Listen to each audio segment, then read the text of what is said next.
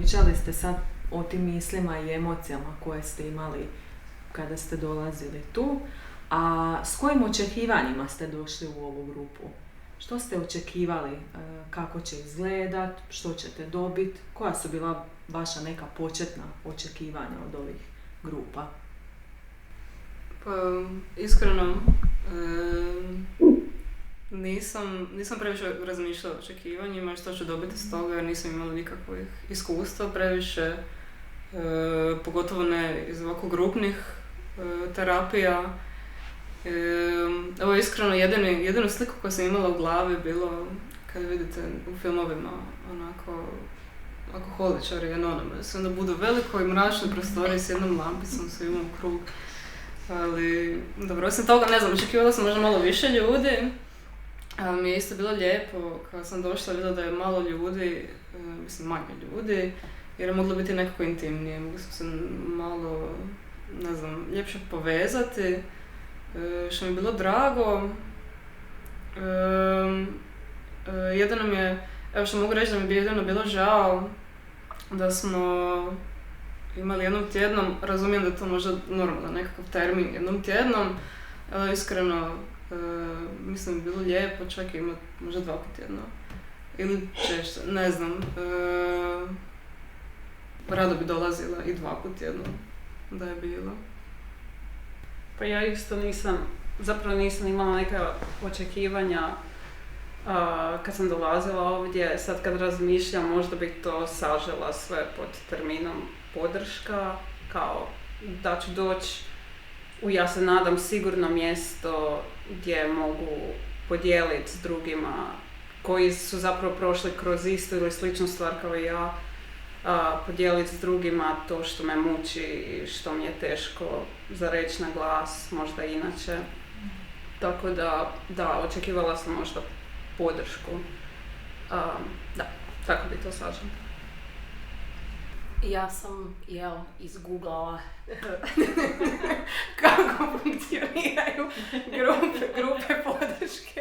Malo da vidim šta očekivati. Ali u principu pričala sam sa svojom psihoterapeutkinjom koja mi je rekla da misle da je to super ideja za mene, pa mi je ona rekla isto kao neke stvari koje bi možda mogla očekivati. Rekla mi je ona da misle da je to najbolja ideja koju je čula. Tako da ne znam, zapravo ja obično nemam neka velika očekivanja od stvari, tako da sam nekak i ovom prišla, možda će biti grozno. Bilo me strah isto i šta će to u meni pokrenut. O tom sam razmišljala, sam jako puno o reakcijama koje se mogu dogoditi i kod mene i kod drugih ljudi i kako će to sve izgledat, kako će to meni biti. Tako da ajmo reći da eto, moja očekivanja su bila obojena velikim strahovima i uvijek sam imala neki najgori scenarij u glavi i užasno mi je drago da su se ta očekivanja skroz preokrenula. Tako da eto, došla sam stvarno sa lošim očekivanjima, zapravo neću zavaravati, sumnjala sam u sve. I čak mi je možda i malo drago da jesam jer mi je onda još intenzivnije to sve skupo bilo. Moja očekivanja su bila teorijska, knjiška, susretala sam se sa grupama podrške na fakultetu u smislu studija, pa smo neke provodili, tako da sam imala neko teorijsko znanje kako to izgleda, zašto je dobro. Sebi sam to i ponavljala u glavi jer moram priznati da na prvu, kada sam pročitala da projekt zapravo da se radi o grupama podrške, prvo me odbilo jer ja se toliko ljudi moram razgovarati o tome, kao znam da je dobro, ali nije to za mene. Nekako imala sam tu odbojnost, a s druge strane neka očekivanje i znanje mi je govorilo, ma koristit će ti. I onako dominantno mi je, u svim ovim godinama mog tugovanja, dominantan je bio osjećaj nekako samoće u tome. Jer niko od mojih bliskih, jer osim obitelji koja su nam to prošla, niko od mojih prijatelja nije imao ni slično iskustvo. I onda kad razgovaraš s njima o tome, imaš osjećaj kao da ti nešto, prepričavaš, oni te slušaju i kao, ružno mi je reći da jednostrana komunikacija, ali kao ti si taj koji ima problem, oni te samo pokušavaju razumjeti.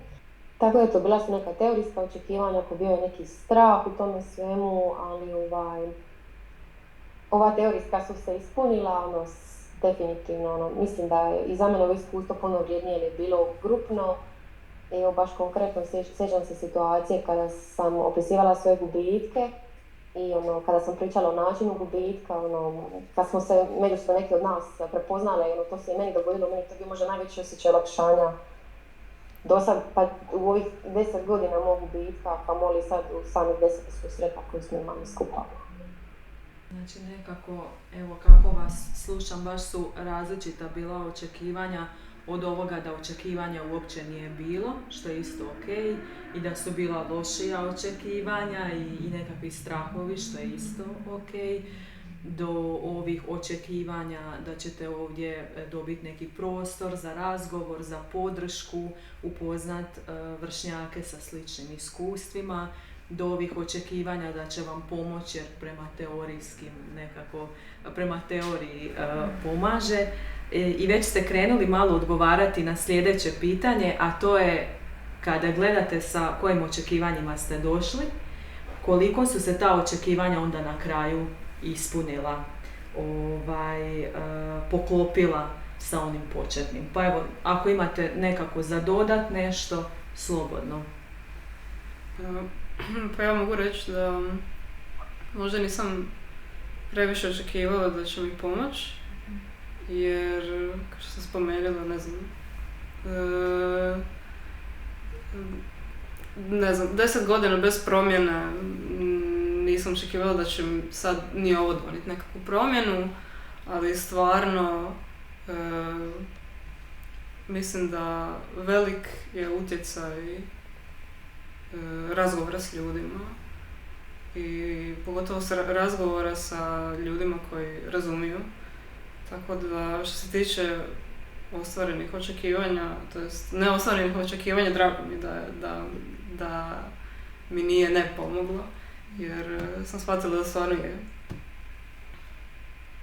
I meni je drago što se moja očekivanja nisu ispunila. Mislim, došla sam ja i s nekim očekivanjima od sebe, s nekom pretpostavkom ajme šta ako ja sad budem šutila cijelo vrijeme, drugima tim narušavala nešto njihovo, a zapravo uopće nije bilo tako. Tako da, baš mi je, iskreno, stvarno mi je pomogla jako ta grupa i mislim da sam se jako povezala sa svojom grupom, sa sudionicama, tako da baš jako se nisu ispunila moja loša očekivanja. Očekivala sam podršku, očekivala sam mjesto gdje ću možda moći pričati o tome, ali zapravo sam od čitavog tog iskustva dobila i alate za nositi se s time, o čemu nisam niti razmišljala. Zapravo imala sam bolje razumijevanje što se događa, zašto se događa i što će se možda tek događati. Tako da zapravo i nadmašilo ona početna očekivanja. Da. Ja bi se samo nadodala da su se moja očekivanja ispunila i da meni je baš osobno drago da je ovo bio neki grupni proces i mislim da to je malo veći zapravo efekt na ove moje probleme s kojima sam došla na tu neku usamljenost u tom osjećaju. Tako da, mislim da je bio baš oslobađajući samo taj osjećaj da te neko razumi i da nije to jer ajmo reći, poznaje proces i sve, nego je baš on doživio i sve komplikacije koje nosi to iskustvo i težinu, tako da moja očekivanja, ova knjiška, ali pozitivna su baš ispunjena. Eto, meni je baš osobno drago. To mi je bio najveći strah da je grupna podrška, na kraju mi je to čak najbolji dio ovog procesa bio. Da li ima nešto što vas je posebno iznenadilo u grupnom radu?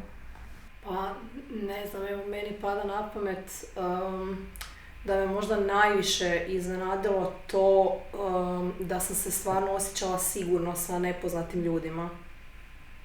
Nisam očekivala da bi se to dogodilo, a zapravo nekak zbog teme zbog koje smo svi bili prisutni, baš mi je to stvorilo nekakvu sigurnost među ljudima, tako da mi je to možda bilo nekak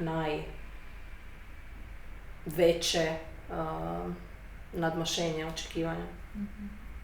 Pa mene iznenadilo zapravo na koji način smo sve pričali o tome, odnosno da nismo samo pričali o tome. Zato jer sam inače naučena kad odem kod svoje psihologinje, inače mislim to je samo ja dođem i pričam o tome što me muči, to jest na taj način imamo terapiju. A mislim da mi je najdraže bilo zapravo kad smo radili kolaže i crtali i na neki način se kreativno izražavali i dan danas imam taj kolaž s radionice mi je na ploči u sobi na zidu jer mi je jako drag, tako da to me možda iznenadilo. Slažem se, meni isto jako bilo lijepo da smo se mogli toliko kreativno izražavati jer mislim da je to na kraju najviše ostalo u pamćenju. Ti crteži i te kako se zvali, razmišljanje, zamišljanje i različite vođene ove vježbe. Vježbe. Te različite vježbe su mi isto bile jako dobre. Oni su mi se isto jako zapečatile u glavi i iskreno često razmišljam o onoj šetnji kroz, ne znam, bila je zamišljena šetnja, ideš na vrh i otvoriš vrata i toga se često sjetim i mislim da je to jedna od dražih tehnika koje sam zapamtila da samo kao stanem, duboko dišem i zamislim nešto lijepo. Tako da to mi je bilo jako drago, te vježbe razne koje nisu bile samo kao pričamo, razgovarajmo, ti reci nešto, ti reci nešto drugo. Ja se slažem s Turama, mene isto ta kreativnost i zapravo ta opuštenost koju smo imali u grupi isto dosta iznenadila, a na nekoj osobnoj razini me iznenadilo zapravo koliko zapravo taj proces tugovanja, koliko toga ima. Ne mislim da u smislu kao koliko ima tih faze etapa, koliko je on i dalje prisutan, bez obzira na vrijeme koje prođe i na godine. Iznenadila sam se zapravo koliko toga još ima u meni, bez obzira i na to što se informiraš i što pričaš i sve ono, to me iznenadilo. A iznenadilo me isto kako, iako se stvara ta neka ugodna atmosfera i osjećaš se saslušana, da čekaš doći tu i razgovara, bilo je dana kad možda to bio neki otpor ili varka, bilo je dana kad mi je bilo teško doći, kad imam osjećaj, bilo mi je teško razgovarati o tome i misliti o tome, tako da je to me iznenadilo da sam čekala isto tu srijedu, a ponekad mi je ta srijeda bila, imam osjećaj kao neki kamen koji vučem cijeli dan i očekam sada odem i sve, ali taj bi osjećaj ljesta većinom pri kraju, kada bi se razriješila, možda je to nekakav taj grč psihički koji nastaje, jer sad se sprema na to, ali to me iznenadilo, to mi se dogodilo par puta i malo sam se osjećala krivo radi toga, ali shvatila sam jednostavno, da će proći.